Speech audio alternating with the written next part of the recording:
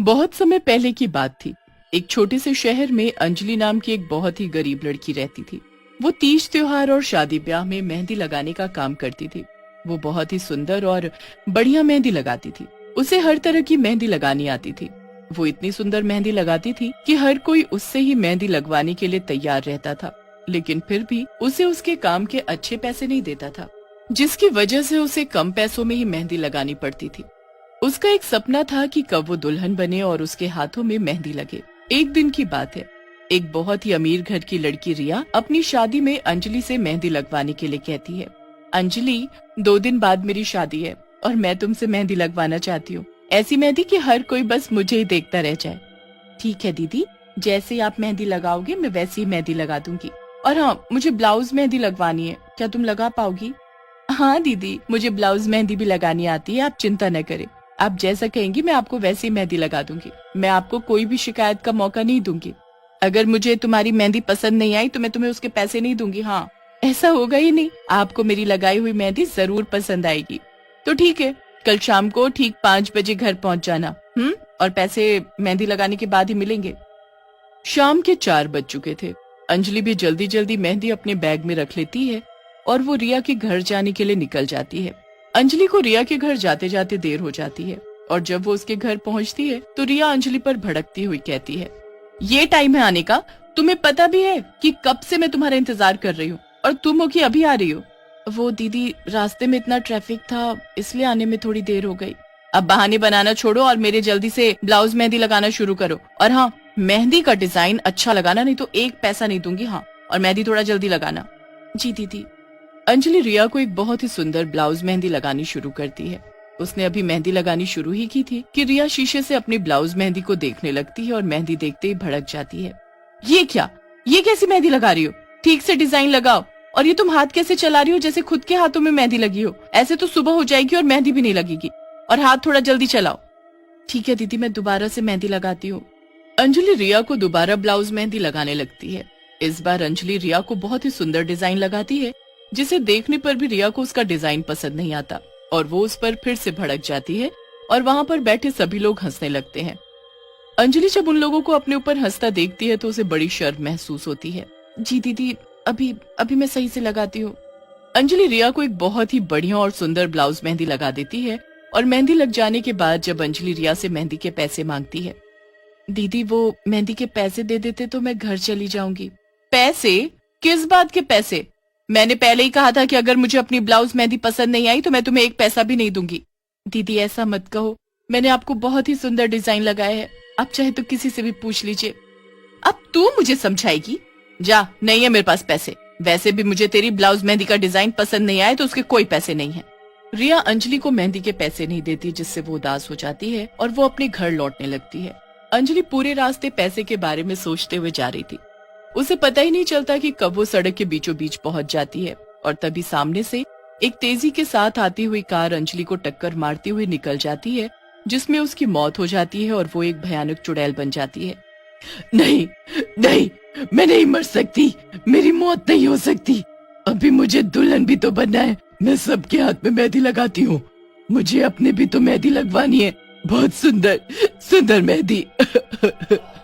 ये कहते कहते वो चुड़ैल रोने लगती है।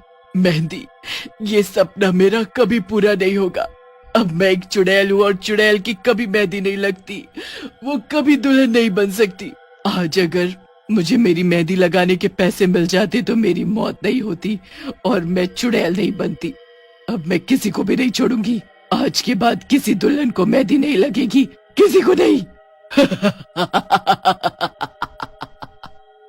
फिर वो चुड़ैल जोर जोर से हंसने लगती है और वो वहाँ से गायब हो जाती है।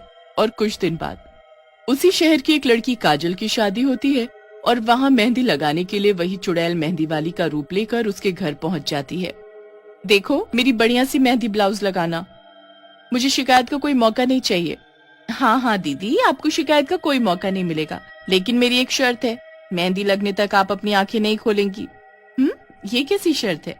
देखो दीदी, अगर आपको मेहंदी लगवानी है तो आपको मेरी शर्त तो माननी पड़ेगी, तभी मैं मेहंदी लगाऊंगी। ना चाहते हुए भी वो लड़की उस मेहंदी वाली की बात मान लेती है और उससे मेहंदी लगवाने लगती है। और तभी वो मेहंदी वाली एक भयानक चुड़ैल का रूप ले लेती है और भयानक हंसी के साथ उसको मेहंदी लगाने लगती। ऐसी मेहंदी लगाऊंगी कि जिंदगी भर कभी मेहंदी लगवाने का नाम नहीं लेगी। चुड़ैल ने अभी काजल के ब्लाउज मेहंदी लगाना शुरू ही किया था कि उस लड़की को कुछ जलन सी महसूस होने लगती है। उफ, ये मेहंदी इतनी जल क्यों रही है? वो क्या है ना, मेहंदी बढ़िया वाली है ना, इसलिए थोड़ी जलन हो रही होगी। अब मेहंदी अच्छी होगी तो रंग भी तो उतना अच्छा आएगा।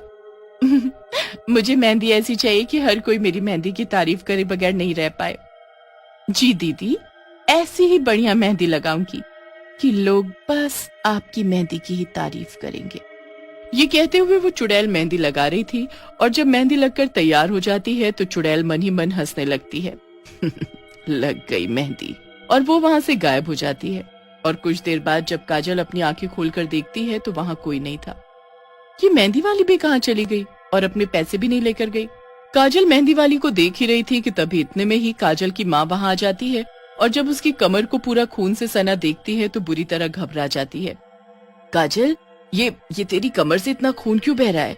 और तू तो मेहंदी लगवा रही थी, फिर ये खून? तभी काजल की कमर पर बुरी तरह जलन होने लगती है तो वो दर्द से कराहने लगती है। माँ, मुझे बहुत दर्द हो रहा है और जलन भी। काजल और उसकी माँ को कुछ समझ नहीं आ रहा था कि ये सब क्या हो रहा है, और फिर वो जल्दी से काजल को हॉस्पिटल लेकर जाते हैं और उसका इलाज करवाते हैं। फिर इसी तरह जब भी किसी लड़की की शादी होती तो चुड़ैल मेहंदी वाली बनकर वहाँ पहुँच जाती है और उसके साथ भी वही करती जो उसने काजल के साथ किया था।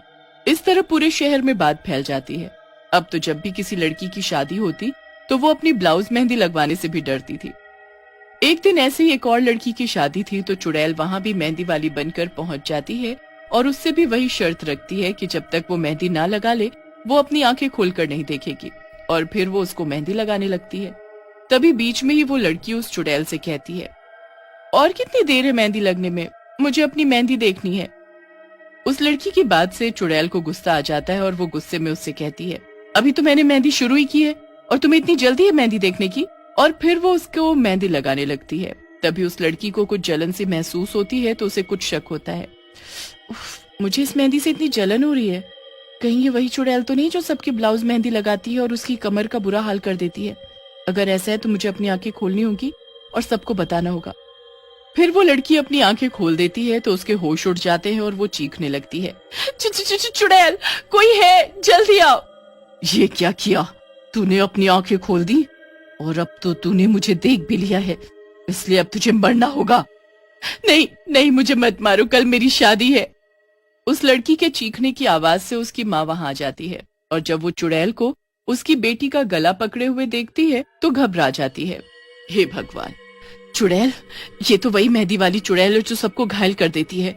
इससे पहले कि ये चुड़ैल मेरी बेटी को कोई नुकसान पहुंचाए, मुझे अभी जल्दी से पंडित जी को लेकर यहाँ आना होगा। फिर उस लड़की की माँ जल्दी से जाकर पंडित जी को लेकर आती है। पंडित जी जल्दी से मंत्र पढ़कर उस चुड़ैल पर मारते हैं जिससे वो चुड़ैल चिल्लाने लगती है और उस लड़की को छोड़ देती है।